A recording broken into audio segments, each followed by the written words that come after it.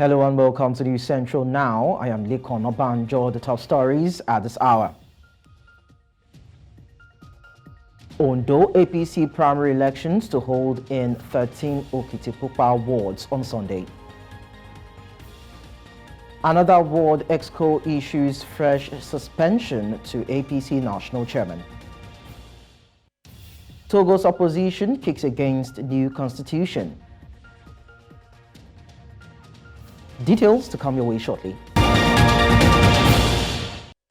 Let's begin with updates on the All Progressives Congress governorship primary in Ondo State. The chairman of the primary election committee, Governor Usman Ododo of Kogi State, has announced that polls will be conducted in all 13 wards of Okitipupa local government area of the state by 12 noon today. In a statement he signed, the governor said this was the decision of the primary election committee, having received reports of the primary election from the 203 wards in the 18 local governments of Ondo State. There were reports that the exercise did not hold in the local government due to the late arrival of materials and personnel as a result of logistics challenges. In the meantime, some of the stakeholders in the election have been crying foul over how the election committee handled the electoral process. The aggrieved party members alleged that the committee, which was headed by the Kogi State Governor Usman Ododo, was biased in the assessments and assignments. Ododo, who arrived in the state on Saturday morning, addressed some of the aggrieved stakeholders at the distribution center in the Japo area of Akure, saying the electoral materials had been sent to the Ondo South and South North senatorial districts, remaining that of the Ondo Central as at 10:30 a.m. local time. You will recall that yesterday at the stakeholders meeting held at St. Thomas Event Center, the secretary of that committee that came from Abuja, Senator Oviomagege, informed us that collection of voting materials, which include the register of voters, that is the that is the membership register, the result sheet, and all the materials required for the election will be distributed to the electoral officers, whose name he announced to us in each of the 203 wards of Ondo State, that they should come to Bond Hotel, collect their materials. Accreditation will start by 10 o'clock to be completed by 1 o'clock. Voting proper will start from 1 o'clock and ends 2 o'clock. Then announcement of result. As I am talking to you now, this is 10:30. At 10:30, we have waited here since 6:30, believing that our people will collect the materials. Unfortunately, at about 9:30 a.m., His Excellency the Governor of Kogi State, His Excellency Ododo, came out to tell us that materials have been distributed. At what time, in what places, we don't know. Unfortunately for him, the returning officer and the electoral officer of my ward, Mahi Ward 2, Ilaje local government, who are resident in Ibadan, I told them to come here today so that they can collect the materials from my ward. Now they are here, they have not been able to collect the materials, and he had the infantry to tell us, all the other aspirants, that materials have been collected and results have been announced at 10 o'clock when accreditation should ordinarily start. So we have asked the question, and he blushed us and he rushed out because he had no answer to our pleasure. Meanwhile, Ondo State Governor Lucky Aiyedatiwa has expressed satisfaction over the turnout of party members to select their preferred candidate in the governorship primary of the All Progressives Congress in the state. In the primary, held across the 203 wards and 18 local government areas of the state, no fewer than 16 aspirants participated in the exercise. Speaking after being counted in the voting exercise in Udo Ward 4, Obenla, Ilaje local government area of the state, Aiyedatiwa described the party primary as a crucial step in determining the APC's flag bearer for the forthcoming governorship election. The governor said he was confident in the democratic process and reiterated his commitment to upholding the principles of transparency and fairness in the party's selection of candidates. Exercise in that oil-rich community, the land of my birth, Obinla, to exercise my right to vote and to be voted for, to be the flag bearer of our party, the All Progressive Congress, APC, in the forthcoming gubernatorial election. And as we can see, the turnout is so huge. I'm not expecting anything less, because this is where I was born, this is where I started my primary school, and I'm so happy also to see some of my classmates, at least 2 of them, they are here today to also welcome me to be part of this exercise. So it's been a great excitement for me to be here. And it actually took me back to the memory lane when I started from here. Yes, a lot of things are different from what it used to be, but I could still identify with with my background, as it were. So I'm happy to be here, and I want to thank all of them, all our people that have come out from, in a large number to be part of this exercise. And away from the southwest of Nigeria, we take you up north, where the founder of the new Nigeria People's Party, Boniface Aniebonam, said Rabiu Kwankwaso, former governor of Kano State, is destroying the party.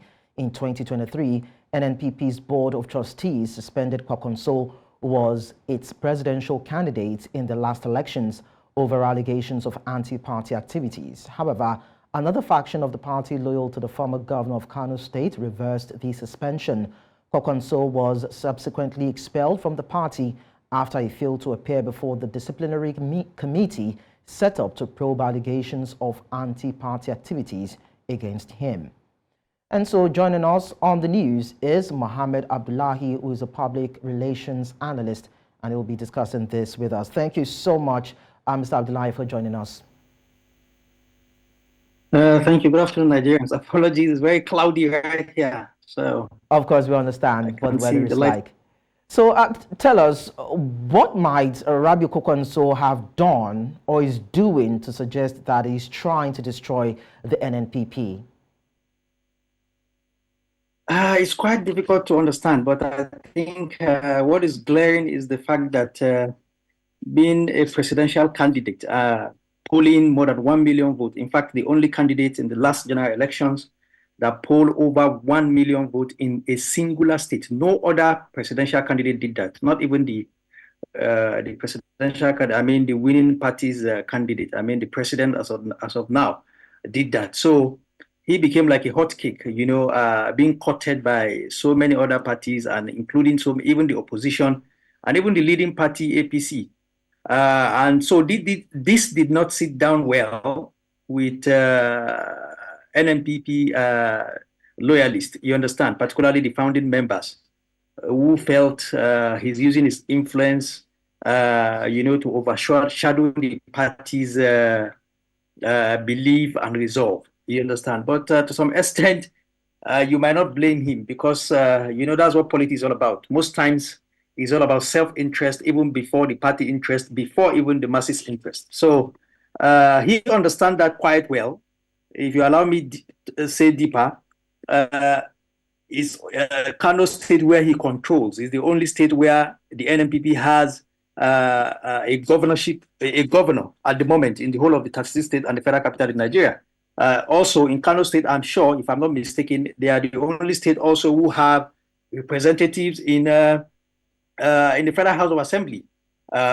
So it's this and so many other things makes Engineer Rabiu Kwankwaso a very powerful man within the party, even though he might not be the founding member of the party, but he's so powerful because that state Kano, which he controls, produces a lot of giant stride for the party. So he sees himself, that's my opinion anyway, please. He sees himself as perhaps a general leader of the party. Yeah. So permit me to ask this, based on what you just said. You've talked about a personal interest of Kwankwaso coming into play, and the fact that he's trying to use his influence to probably overshadow that of the party and the leaders therein. Now, last year, there was the speculation that Kwankwaso was planted to decimate the influence of other political parties that had or have strongholds in Kano State and Nigeria. So could that be why he's being called out now? Does that also speak to the fact that he's using his political strength to further divide the parties, most especially in Kano State, to give one particular party that I can or will not mention its name precedence? I think it's not entirely true because, like I said earlier, Kano State has a NNPP as the governor as of today. You understand? So if it's just about his influence, perhaps it might not be possible. And you understand the last gubernatorial election before the NNPP finally succeeded. Remember, even the 2019 general elections, they almost won. They had to go to court.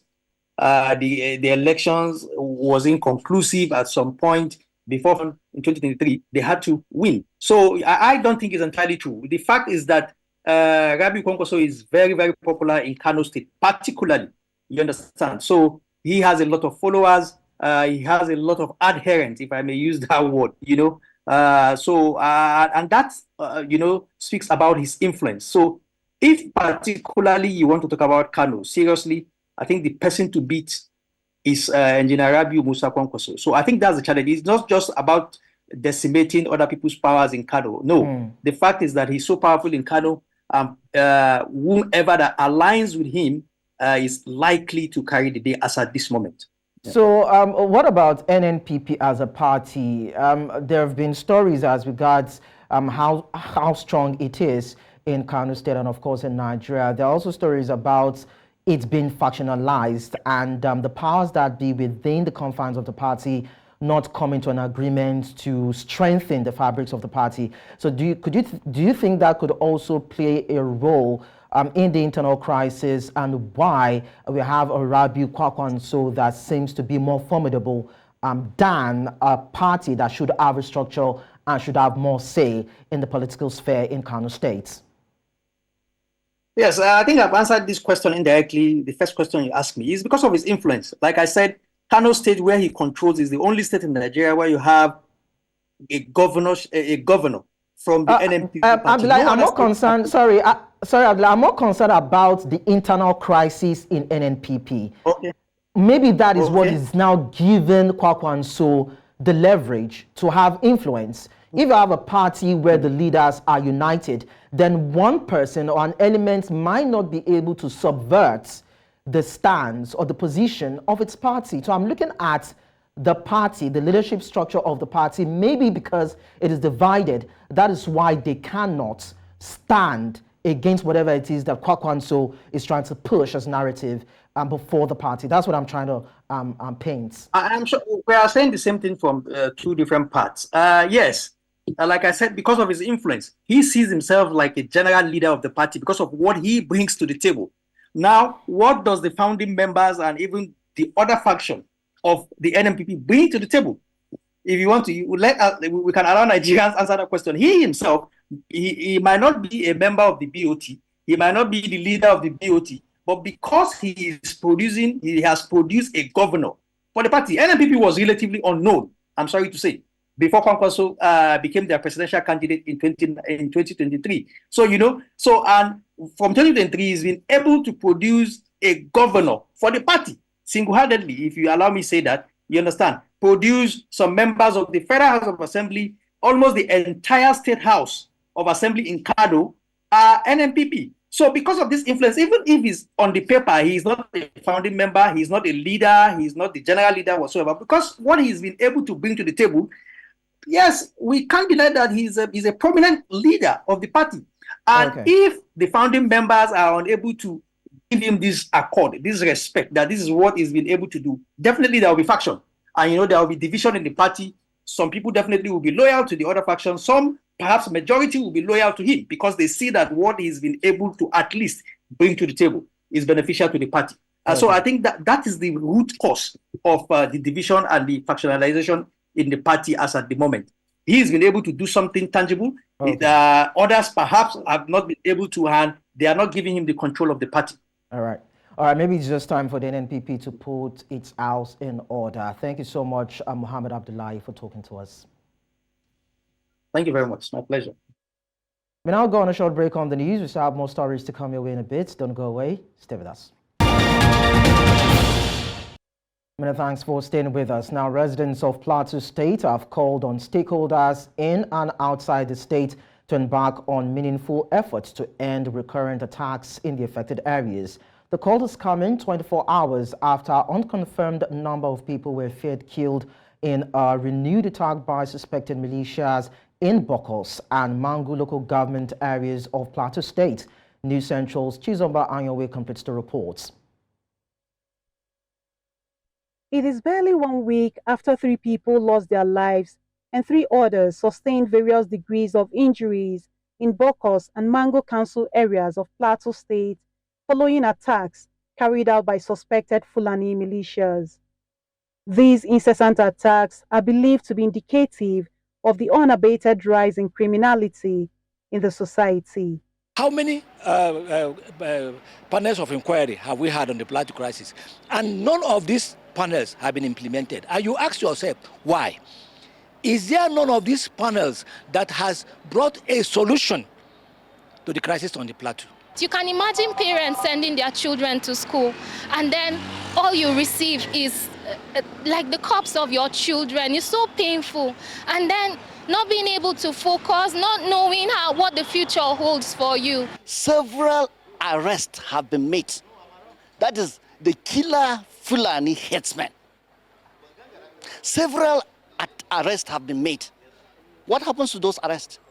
What happens to those people? For these residents who constantly feel the brunt of these attacks, they say government, security agencies, and indeed other stakeholders have an urgent responsibility to save Plateau from further attacks. I feel government should really give their heart into this issue. They should really look into what really is going on. I know these people can be apprehended. They should put in more efforts, whatever they can do to just get these people and bring them to book. Government should try and set up a very strong vigilante group made up of the locals. And these locals must be well equipped and funded. If the government is ready to stop this thing, they must be following these people that are being mentioned or these people that have been arrested and to ensure that they are brought to book. In a telephone interview, Media Officer of Operation Safe Haven, Major Samson Zakom, said calm has been restored to the affected areas, adding that the commander of Operation Safe Haven, Major General Abdusalam Abubakar, has visited the affected areas for an on-the-spot assessment of the incidents. In Jos for News Central, Chizoba Anyowe. And so joining me to give more details to this particular story is our correspondent, Chizoba Anyowe. Chizoba, thank you so much for joining us. You're welcome. Thank you for having me. Okay, so kindly give us an update on the situation that happened in Plateau State of recent. It's such a sad situation, actually. This is about the 3rd day after the incident happened on Friday night, where unknown gunmen, so to speak, because none has been arrested and there's no face yet to any particular person or people. Neither has there been any group that came out to own responsibility for the attacks. But what we have heard so far is that they are suspected to be Fulani militias. Of course, usually at night when people are sleeping, they go into homes, houses, break doors down, make their way into those homes and kill people. They shoot, they use their machetes and any other means they deem fit. Sometimes they set the houses ablaze and all that. So people get to die, people get to be injured and all that. And those that are lucky to flee are also lucky to flee. So, but the situation now is that everywhere is calm, especially in those affected areas, in Mangu, local government area, and Bokos too. When it started, locals were killed actually in Mangu, and then some area of Bokos local government area, as we heard. And then, unfortunately, a student of the Plateau State University in Bokos was also affected. So, in protest for their colleague or their schoolmate or classmate that lost his life in the unfortunate incident, um, report said the students marched towards where they feel these unknown militias are taking hiding and then try to retaliate while those of them over there started shooting at them too, whether in self-defense or further to unleash mayhem on them. So it was in the process that, of course, some other people had to call on security agencies nearest to them. And then one of them is troops of the Operation Safe Haven, who they said promptly arrived and tried to quell the situation. And so in the course of that, of course, there were shootings and all those. So in that incident, um, some of the students, we had two of them were injured and were rushed to the nearest hospital. Unfortunately, they also lost their lives. Mm. Again, So, look at that, the step of command of the troops, that's the Operation Safe Haven, was also set ablaze by the irate youths and all those, they were unhappy that their friends or colleagues or classmates or schoolmates were also attacked and killed when they do not have anything in place as regards the crisis. But the situation now is that everywhere is calm. Troops are still on the ground to ensure that there's no further breakdown of law and order. Okay, so Chizoba, these attacks have gone on for months, and in your reports, you said that the penultimate attack was just a week apart. And one of the residents in Plateau State said arrests have been made. Now, in this particular one, you are confirming that there's no face that has been, there's no one that has been arrested, there's no face that has been attached to this recent attack.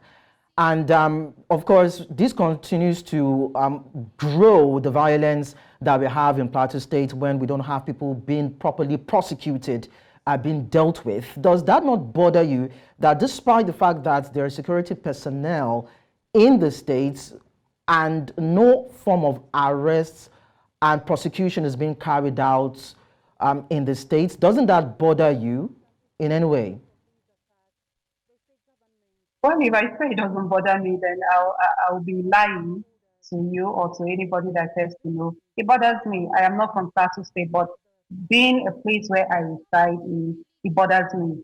And more so as a journalist, it bothers me because most times we get to go to these places to see what has happened, do our report. And I mean, I am human first before becoming a resident of Plateau State or Jos or becoming a journalist. So it bothers me so much. But unfortunately, I am not armed to do anything. I am not in a position to do something that I would say, okay, let this fighting stop and it ends. Say no. Now, like I said in my other report, last week Friday, when there was an incident also in Mango and Bokos local government areas, there were arrests made. It was on that report. There were some arrests made, but they have not been paraded yet to journalists because from security information we get, they go a long way with interrogations before they make these people known to the public, But for this particular one, no arrest so far has been made because we've not gotten any official security detail so far. So I think they're still trying to gather information here and there and more details too, so that I guess no one wants to make any mistakes in parading people or arresting innocent people when there's issues like this. But I can tell you for sure that security agencies, especially leading this responsibility, the Operation Safe Haven, not holding brief for anybody, not holding brief for any security agency for sure, but Operation Safe Haven has been on top gear to ensure that there is no further breakdown of law and order. Some people would say that, okay, they are on ground. Why would this happen? And so when you talk to so many other people out there, they tell you that these guys, how many are they in number? The deployment is somehow not enough to contain this situation. Okay. And so some people would say, okay, even if you have to place these guys in one house, you know, each person, each troop, each security personnel in one house and all that, it won't even be enough. It won't be enough. That's the truth. So the best they do is once they get this information, they quickly deploy troops to those areas. And unfortunately, because these guys always plan the attacks, that's why they usually go at night when nobody is expecting anything. You understand? Now, before you get to hear. Okay, Chizobanyowe, thank you so much for giving us details as regards this. We just hope that something will be done to bring about lasting peace to Plateau State. Thank you so much. We'll go on a short break right now. There are still other stories that we will bring for you. Don't go away.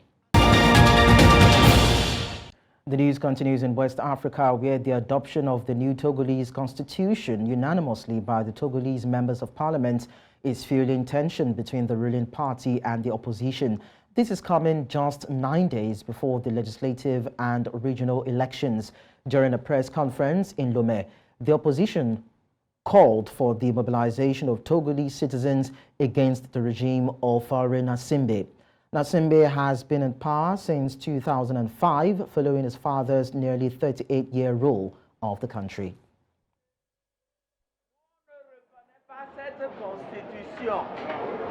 Mais si on s'entête et qu'on nous la présente au début, nous disons c'est très simple. Aux chers compatriotes, donnons-nous les moyens qu'il faut, donnez-nous ces moyens-là.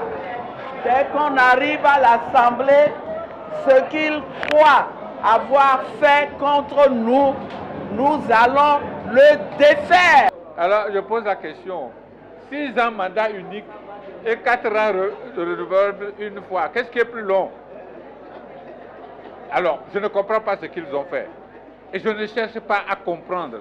Je dis aujourd'hui, nous sommes sous la Constitution de 1992. Un point, un trait. Nous allons aux élections pour ça. In the meantime, lawmaker Seno Soklimbe has defended the adoption of the new Togolese constitution, saying the parliamentary system provides greater political stability to states. Togo's parliament had already adopted the new constitution on March 25, but Gnassingbe asked lawmakers to vote again after the reform sparked opposition criticism of our constitutional coup. The second reading was passed with 87 lawmakers present, all agreeing to the new system. Le régime parlementaire offre une plus grande stabilité politique aux États.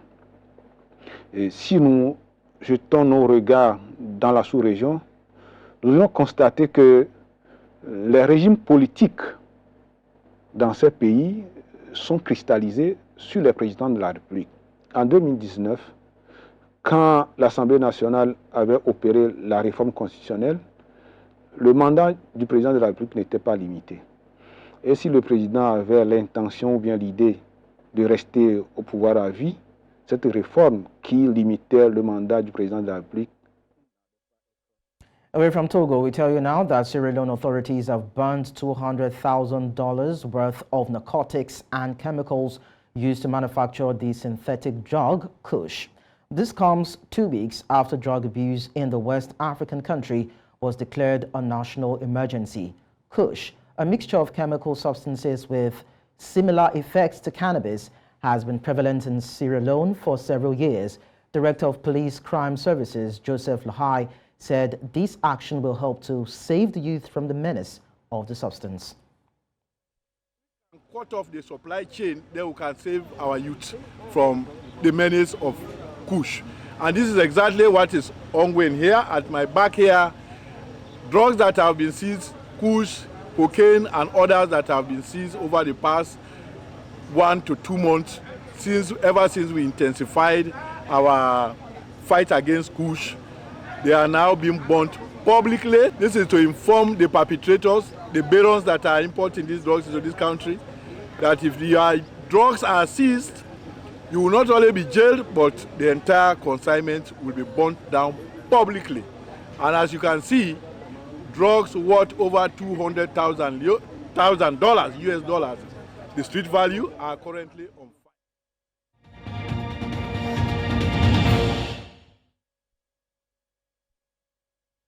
From other continents, we tell you that Israelis and family members of hostages held by Hamas in the Gaza Strip have protested in Tel Aviv, calling for the resignation of Prime Minister Benjamin Netanyahu. Hamas took around 250 hostages during its unprecedented attack on southern Israel on October 7. Israel believes that 129 remain in Gaza, including 34 who are presumed dead. Around 100 were released during the ceasefire in November.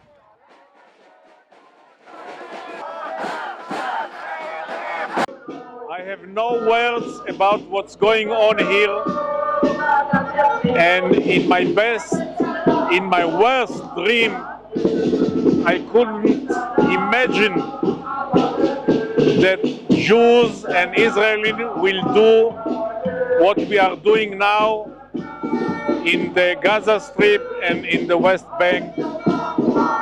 And I'm calling the world to help us against us. Well, I think the situation in Israel is such that we need a change. We need Bibi to go because he is a disaster for Israel, economically and especially safety of the population in Israel. And this time he has to go because it's the only beginning of solution to get Israel back to its safe mode. We also tell you that hundreds of protesters have gathered outside the American consulate in Casablanca, Morocco, to express their solidarity with the Palestinian people. One of the protesters said that the genocide is a direct consequence of the assistance that the Americans have been providing to the Zionist entity for years.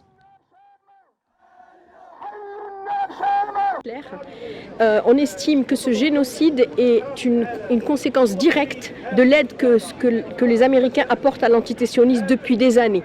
Là, on assiste vraiment à une complicité absolument limpide de ce que les Américains apportent comme logistique, comme financement, comme veto, comme armée, comme espionnage à l'entité sioniste. C'est-à-dire que le génocide... Bref. Donc on avait notre lettre. Notre lettre, on n'a pas pu la remettre. On va la remettre d'une autre façon. Je pense que tout le monde sait maintenant ce qu'on voulait dire aux États-Unis. Je crois que le monde entier sait ce qu'on reproche aux États-Unis. Notre lettre vient appuyer ce que pensent les Marocains, indépendamment de ce que vous voyez de la part de notre gouvernement, de l'Mrzen, de tout ce qu'on a ici. Indépendamment, le peuple est avec eux.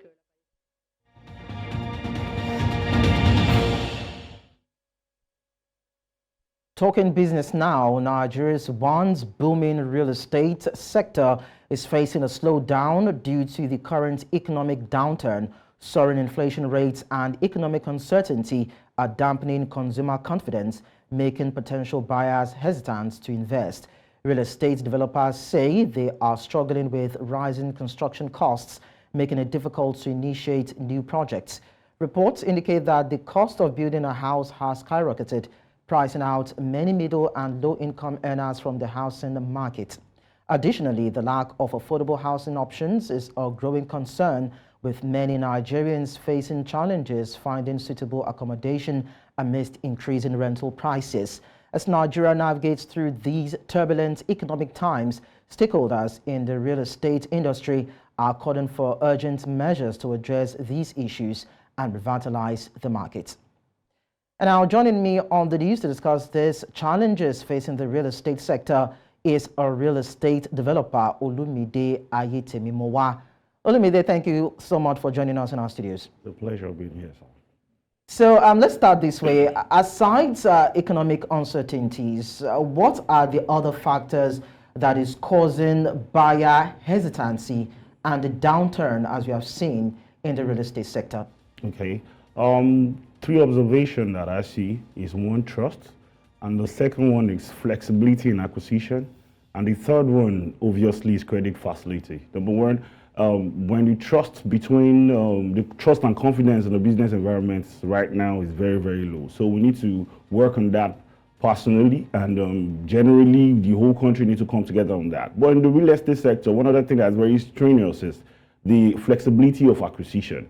For you to buy a property, for you to build a property, for you to get the needed materials for your property, all these things are very, very tedious. And also, if we are in a place where we build our system to be formidable enough, whereby the financial institution could give credit facilities for asset owners and all that, I believe that will actually move Nigeria towards a different trajectory, to boost the confidence of investors in investing in real estate in Nigeria.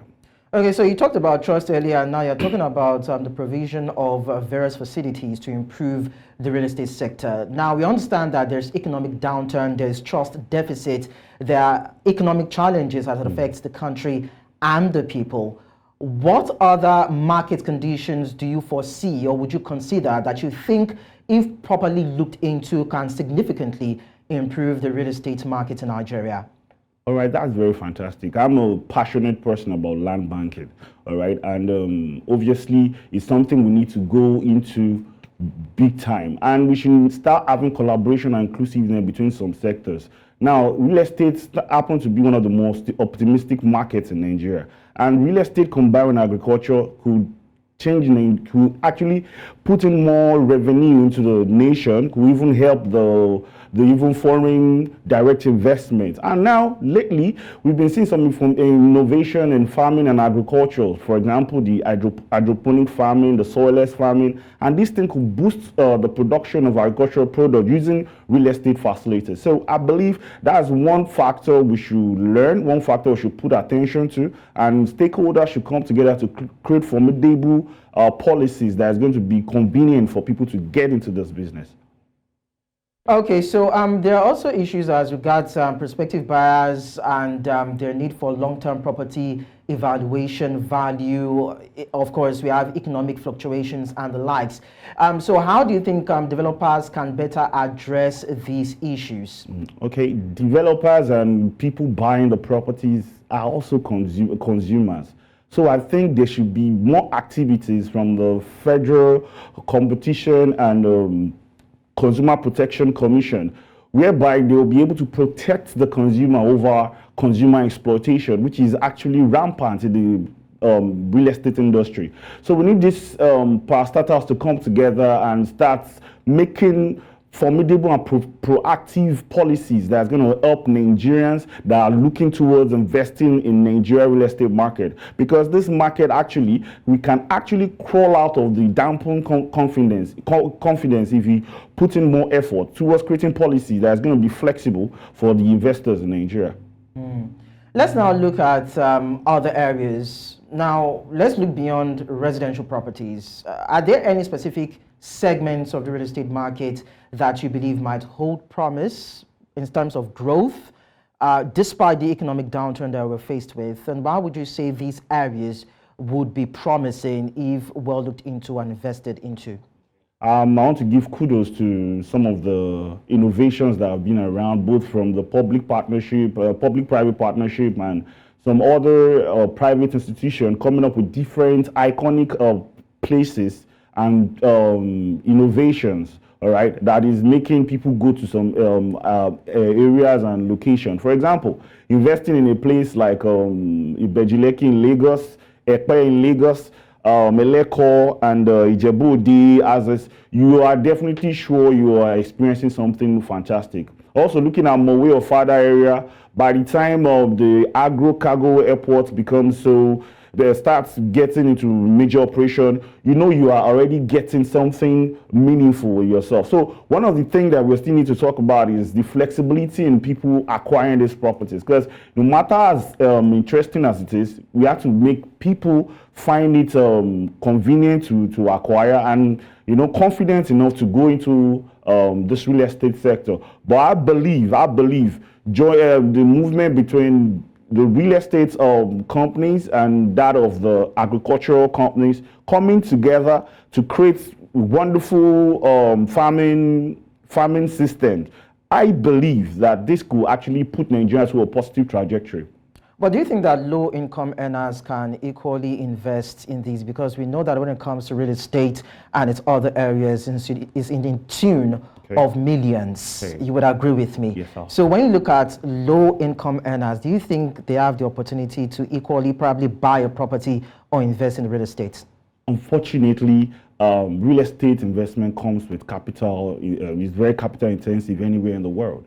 All right. But the only thing we just believe people, the stakeholders should do is to find ways, all right, to make it, one, more attractive in regards to flexibility. Because you cannot buy a property and not have the avenue to get it. Now, when you have the property, how do you liquidate your equity? It's something that is actually interesting, because you see an average Nigerian who's going in the diaspora to pay 30 million naira for an education that's going to spend maybe 4 years or 3 years or 2 years.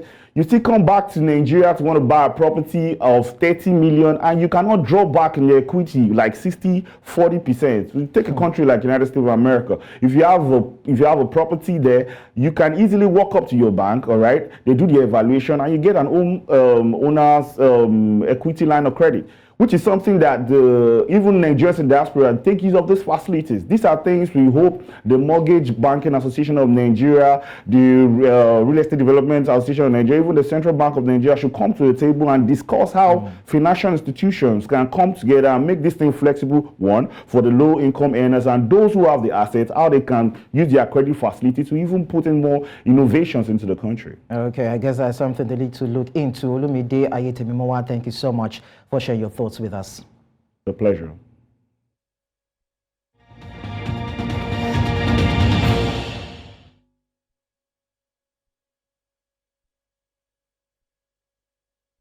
We talk sports now. Alexander Mutiso Miao emerged victorious in the London Marathon on Sunday, defeating three-time Olympic track champion Kenenisa Bekele. The 27-year-old Kenyan crossed the finish line in a time of 2 hours, 4 minutes and 1 second, securing the top spot in the male category. The official channels of the London Marathon announced Miao's triumph over Bekele in the 2024 TCS London Marathon. Bekele finished second with a time of 2 hours, 4 minutes and 15 seconds.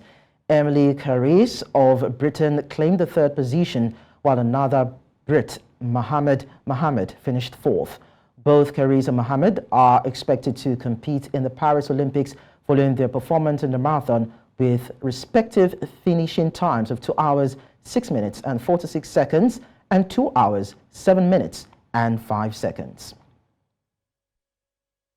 Now, Kenya's Perez Chepchir, the Olympic champion, surged ahead in the latter stages to clinch victory in the women's race at the London Marathon on Sunday, solidifying her position as a front-runner to defend her gold medal in Paris. Chepchir demonstrated remarkable strength in the final stretch, effortlessly distancing herself from world record holder Takes Asefa and two other competitors as she sprinted towards the finish line in the front of Buckingham Palace. Crossing the line in 2 hours, 16 minutes and 16 seconds, she secured the win with Asefa finishing second and Jocelyn Chepgoski in third place, while Chepchir's time was over 4 minutes slower than Asefa's world record. It marked the fastest time ever recorded in a women-only marathon, surpassing Mary Keitany's previous record set in London in 2017.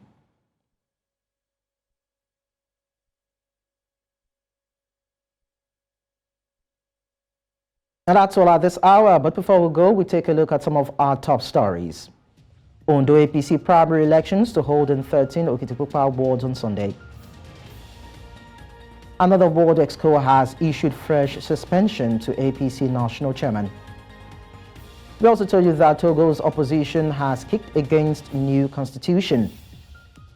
Don't forget to send your eyewitness report to the WhatsApp number and email on your screen. And you can follow us on social media. We are at News Central TV. And you can also watch News Central live on DSTV channel 422, Star Times channel 274, Avo TV, and YouTube. Many thanks for watching.